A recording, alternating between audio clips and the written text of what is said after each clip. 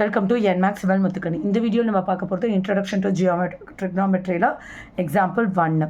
given tan A is equal to 4/3, find the other trigonometric ratios of the angle A. So என்னென்ன trigonometric ratios இருக்குது? sin, இங்கே ஏ ஆங்கிளுக்கு கண்டுபிடிக்க சொல்லியிருக்காங்க. So நான் எல்லாமே டேரெக்டாக டீட்டான்னு எழுதாமல் ஏன்னு எழுதுகிறேன்.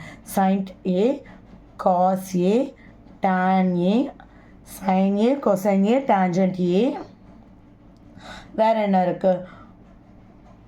cosecant A, secant A, cotangent A. இதுதான் trigonometric ratios. இதில் tan மட்டும் அவங்க கொடுத்துருக்காங்க 4/3. tanனா என்ன அர்த்தம்?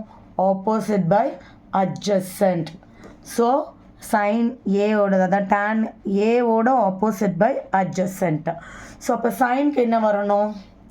சைனோடது வந்து opposite by ஹைப்போட்டனஸ் வரணும். ஹைப்போட்டனஸ் என்னது? இங்கே இருக்கிற வேல்யூ. ஸோ நம்மளோட லாங்கஸ்ட் சைடு. ஸோ இது நம்ம கண்டுபிடிக்கிறதுக்கு நம்மளை வந்து பித்தாகரஸ் தியரம் யூஸ் பண்ணோம் ரைட் ஆங்கிளில். ஸோ இதுக்கு ஃபஸ்ட்டு நம்ம நேம் வச்சுக்கலாம் PQR. ஸோ இப்போ இதோட லாங்கஸ்ட் சைடோட square is equal to sum of அடுத்த அட்ஜசன்ட் ஸ்கொயர்ஸோடது இருக்கும். ஸோ இங்கே நான் ஸ்கொயர் போட்டிருக்கிறதுனால ஸ்கொயர் ரூட் ஃபஸ்ட்டு எழுதலை. So longest side square is equal to sum of squares of other adjacent two sides. So PQ square நம்ம கண்டுபிடிக்கணும்னா PR square 3 square plus 4 square. So 9 plus 16 25. PQ எழுதும்போது அப்போ நம்ம என்ன போடணும்? √25. √25 5. ஸோ அப்போ நம்மளோட ஹைப்போட்டனஸ் சைடோடது வந்து 5.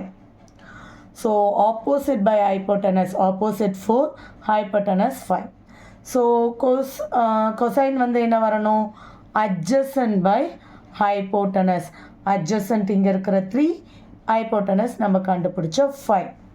ஸோ cosecant என்னது? சைனோட அப்படியே உள்டான்னு சொல்லியிருக்கோம் 1/sin A. அப்போ 5/4. secantங்கிறது என்னது? 1/cosன்னு சொல்லியிருக்கேன். அப்போ 5/3. காட் என்னது? டேஞ்சன்ட்டோட அப்படியே ரெசிப்ரோக்கல். ஸோ அப்போ அது என்னது? 3/4.